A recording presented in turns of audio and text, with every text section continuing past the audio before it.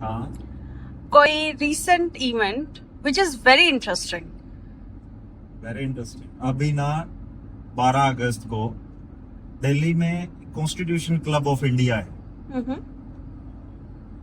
वहां पे इलेक्शन थे सेक्रेटरी एडमिनिस्ट्रेशन की पोस्ट के लिए। And rather than one political party fighting other one, it became a BJP versus BJP show.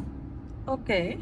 BJP के ही दो लोग, एक राजीव प्रताप रूडी जो बिहार में एक सारण सीट है, वहां से मेंबर ऑफ पार्लियामेंट है, वो चुनाव लड़ रहे थे।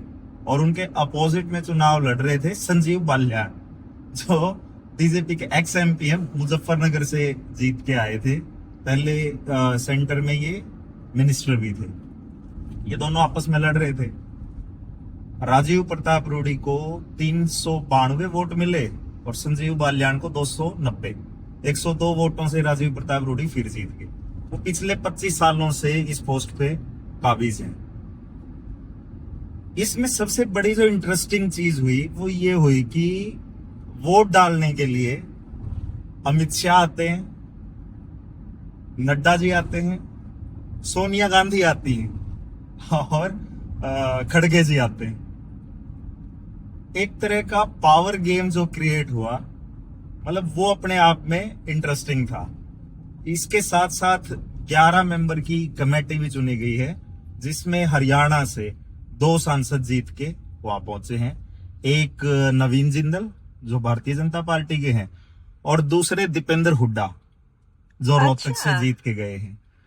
और दीपेंद्र हुड्डा का राजीव प्रताप रूडी की जीत में बड़ा अहम रोल बताया जा रहा है कि जो अपोजिशन के वोट थे तो उनकी जो जुगत लगाई है उसमें दीपेंद्र हुड्डा का बड़ा अहम योगदान है।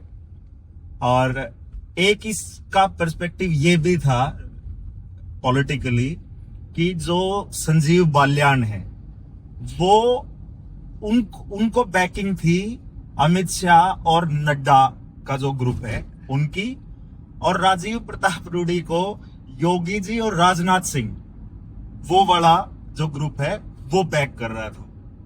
लेकिन राजीव प्रताप रूडी जीत गए, और जीतने में सबसे अहम योगदान है जो अपोजिशन की पॉलिटिकल पार्टीज हैं उनके मेंबर ऑफ पार्लियामेंट। उन्होंने मतलब थोक के भाव से राजीव प्रताप रूडी को वोट दिए।